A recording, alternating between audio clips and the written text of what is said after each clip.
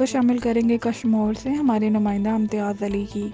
कश्मीर में सिखों के रूहानी बाबा गुरु नानक के 592वें जन्मदिन के मुनासबत से गुरुद्वारा बाबा गुरु नानक साहब सिंह सभा में 11वां 3 रोज़ा मेला का इनेकाद किया गया।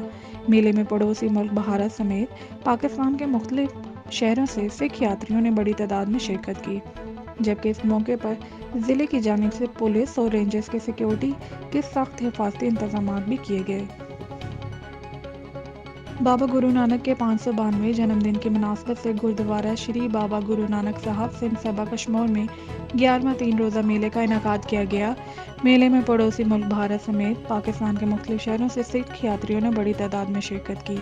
सिख यात्रियों की तरफ से गुरुद्वारे में मुल्क व कौम की तरक्की, खुशहाली और सलामती के लिए खासूसी दुआ भी की गई, जबकि भारत से आए हुए सिख यात्रियों का कहना था कि इनको पाकिस्तान में आकर बहुत इज्जत और बहुत प्यार मिला है। बाबा गुरु नानक ने हमेशा इंसान ज़ात से मोहब्बत का दर्स दिया। ज़िले इंतज़ामिया व पुलिस रेंजर्स की जानिब से सिक्योरिटी के इंतहाई सख्त इंतजाम किए गए थे।